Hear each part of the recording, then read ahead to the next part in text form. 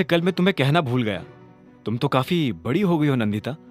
अभिनव please मुझे नंदिता मत बुलाओ, उधर से अलायना ने कहा। अभिनव उसके मुंह से यह सुनकर एक सेकंड के लिए शांत हो गया। फिर उसने पूछा, क्यों, तुम्हारा नाम नंदिता ही तो है। नहीं, अब नहीं है। जब से तुम गए थे तब से मेरी भी दुनिया बदल गई थी। अब दुनिया की नजर में मैं नंदिता नहीं, अलायना हूं। जैसे तुम अभिनव नहीं, टाइगर हो। वैसे तुम अभी क्या कर रहे हो? अगर फ्री हो तो मेरे घर आ जाओ, अलायना ने कहा। यह सुनते ही अभिनव के होश उड़ गए।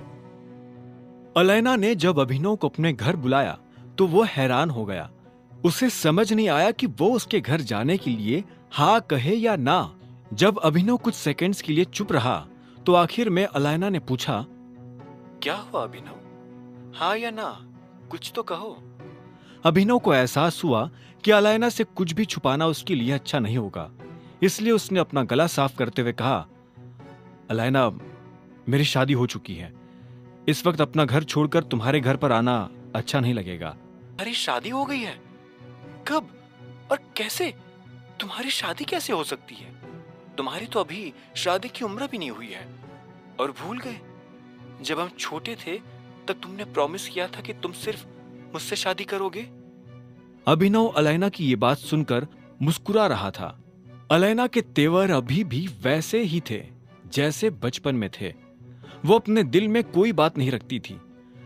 उसे सामने वाले से जो कहना होता था वो खुलकर बिना झिझके कह देती थी। आखिर में अभिनव ने अलायना को जवाब देते हुए कहा, बहुत लंबी कहानी है नंदिता, हम इसके बारे में फिर कभी बात करेंगे।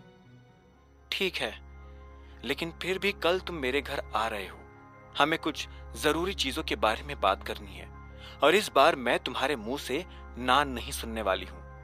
अलायना के मुंह से यह सुनते ही अभिनव को हंसी आ गई और उसने कहा, तुम टाइगर को ऑर्डर नहीं दे सकती हो नंदिता। नंदिता शब्द पर उसने अलग से जोर दिया था। यह सुनकर अलायना कुड़ते हुए बोली, मैं तुम्हें एक दोस्त की तरह तो ऑर्डर दे सकती हूं ना, या उसमें भी कोई दिक्कत है? अभिनव जोर से हंसा और बोला, नहीं नहीं, तुम्हें इतना सब कुछ करने की जरूरत नहीं है। वैसे भी हमें अब एक दूसरे से मिलना तो है ही, तो मैं आ जाऊंगा। मुझे भी तुमसे मिलकर तुम्हें बहुत कुछ बताना है। ठीक है, तो फिर मैं कल तुम्हारा इंतजार करूंगी। हाँ, मैं कल फोन करता हूं। ठीक है, लेकिन तुम फोन रखो उससे पहले क्या मैं ये जान सकती हूँ कि तुम्हारी शादी किससे हुई है? अलायना ने फोन काटने से पहले अभिनव से पूछा। अभिनव की शादी की बात उसके दिमाग से अभी तक निकली नहीं थी। अभिनव यह सवाल सुनकर एक पल के लिए हिचका और आखिर में बोला, अनन्या सिंह। जैसे ही अभिनव ने इतना कहा तो अलायना ने उधर से फोन काट दिया। अभिनव ने फोन कटते ही एक गहरी सांस ली और गाड़ी आगे बढ़ा दी। कुछ देर के बाद वो अनन्या के घर पहुंच चुका था। अनन्या के कमरे के बाहर पहुंचकर उसने देखा कि कमरे का दरवाजा बंद था। अभिनव ने दरवाजा खटखटा दिया। कुछ देर के बाद अनन्या ने दरवाजा खोला और बोली, क्या है?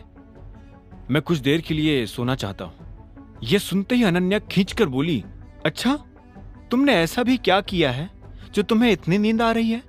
अनन्या यह क्यों कह रही थी, अभिनव को यह समझ आ गया था। वो अभिनव को कल रात के लिए ताना मार रही थी। अभिनव मन ही मन उसका चेहरा देखकर मुस्कुरा रहा था, लेकिन बाहर उसने दिखावा करते हुए कहा, अनन्या, बात समझने की कोशिश करो। तुम क्या चाहती थी कि मैं उन लोगों से जाकर लड़ाई करूं? मैं इतने सारे लोगों से अकेले कैसे लड़ता? आखिर में अनन्या ने गुस्से में अपने कमरे का दरवाजा लगाया और अंदर चली गई। अभिनव बाहर खड़ा होकर बस उस दरवाजे को देख रहा था।